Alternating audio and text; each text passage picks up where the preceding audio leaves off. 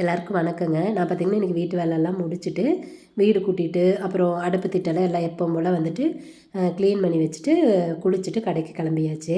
நான் இன்றைக்கி வந்து மாவாட்டி இருந்தேன்னா காலையில் நைட்டு ஊற வச்சாச்சு ஞாபகம். ஏன்னா தினம் நினைப்பேன் ராத்திரி ஊற வைக்கலான்னு, ஆனால் மறந்து மறந்து போயிடும்.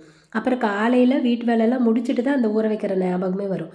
அப்புறம் அந்நாத்துக்கு மேலே 9 9:30க்கெல்லாம் ஊற வச்சா அப்புறம் எந்நேரம் ஆட்டி ராத்திரியில் எந்நேரம் தோசை சுடுறது. அதனாலேயே சரி போ நாளைக்கு ஊற வச்சுக்கலாம் அப்படின்னு விட்டுருவேன். அது அப்படியே மறந்து போயிடும். ஸோ நேற்றுக்கு நைட் அதனால் ஞாபகமாக வந்து ஊற வச்சாச்சு. காலையில் அண்ணா போய் மிஷினில் தான் கொடுத்து ஆட்டிகிட்டு வந்தாங்க. ஏன்னா எனக்கு டைம் பத்தாது வீட்டில் போட்டு ஆட்டுனா, அதனால சரின்னு மிஷின்லேயே கொடுத்து ஆட்டிக்கிறது. ஆனால் உண்மையை சொல்ல போனால் எனக்கு என்னமோ மிஷினில் ஆட்டினா இட்லிக்கு ஓகே, தோசைக்கு என்னமோ அவ்வளோ சாஃப்டாக இல்லாத மாதிரி ஒரு ஃபீல் இருக்கும். ஆனால் நிறைய பேர் மிஷினில் தான் ஆட்டுறாங்க. எனக்கு ஒரு வேளை உளுந்து கரெக்டாக போட தெரியலையான்னு எனக்கு தெரியல.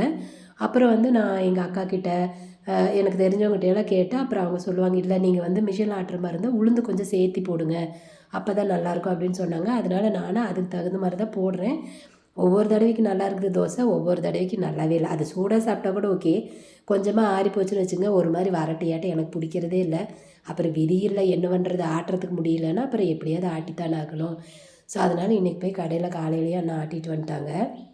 இப்போ நான் கூட்டிகிட்டு இருக்கிறப்ப பாருங்கள், அண்ணா வேணும்னு என்னை வந்து இங்கே பாரு அங்கே குப்பை இருக்குது, இங்கே குப்பை இருக்குது, ஒழுக்கமாக கூட்டு அப்படின்னு என்னை கிண்டல் அடிச்சிட்டு இருந்தாரா. நான் சொன்னேன், மாவனை இது வீடியோ ஓடிட்டுருக்குது, சும்மா இருந்தீங்கன்னா மிதிச்சிருவோம், ஓடி போயிருங்க அக்கடக்கால அப்படின்ட்டு சும்மா விளையாட்ட சொல்லிட்டு அப்புறம் நான் மட்டும் வேலை செஞ்சுட்டு இருந்தேன்னா. அப்புறம் எனக்கு இதில் ஒரே ஒரு டவுட்டு, நான் வீடு கூட்டுறப்ப நீங்கள் எனக்கு கவனிச்சிங்களா, இந்த பின்னாடி முதுகு மேலே கை வச்சுட்டு கூட்டியிருப்பேன்.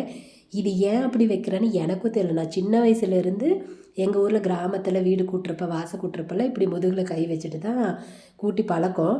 அது என்னத்தினால அப்படி பண்ணுறோம், அதுக்கு ஏதாவது காரணம் இருக்கான்னு எனக்கு தெரியல. எனக்கு யாரும் சொல்லியும் தரல. எங்கள் அக்காங்கெல்லாம் என்ன ஃபாலோ பண்ணாங்களோ அதை அப்படியே நானும் காப்பி அடிச்சுட்டு அவ்வளோதான். உங்களுக்கு ஒரு வேளை இது தெரியும், ஏன் அப்படி கை வச்சுக்கிறோம் அப்படின்னு தெரியுன்னா சொல்லுங்கள். நீங்களும் இப்படி தான் வந்து கூட்டுறப்ப பண்ணுவீங்களா அப்படின்னு சொல்லுங்கள். இன்றைக்கி பார்த்திங்கன்னா நம்ம வீட்டில் சாப்பாடு வந்து நார்மலாக எங்கள் வீட்டில் எப்போவுமே பெருசாலாம் சாப்பாடு இருக்காது. ஒரு குழம்பு, தயிர், அவ்வளோதான். காய் வணக்கணும் அப்படின்னாலும் காய் வணக்குவோம், தயிர், ரொம்ப ரேராக தான் ரசம் வைப்போம். இன்றைக்கி பார்த்திங்கன்னா வெறும் சாப்பாடு தான், அப்புறம் பச்சை பயிறு குழம்பு, அவ்வளோதான். அப்புறம் தயிர் இருக்குது.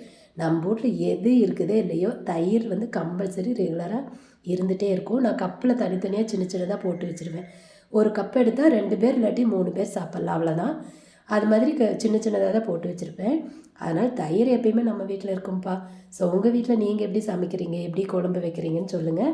உங்கள் வீட்டில் நீங்களும் தயிர் வந்து அதிகம் யூஸ் பண்ணுவீங்களான்னு சொல்லுங்கள். அதே சமயம் அந்த கையை ஏன் இடுப்பு மேலே வச்சுட்டு கூட்டுறோம், அதுக்கு ஏதாவது காரணம் இருக்கா, அதெல்லாம் ஒன்றும் இல்லையான்னு உங்களுக்கு தெரிஞ்சிச்சுன்னா சொல்லுங்கள், நானும் தெரிஞ்சுக்கிறேன்.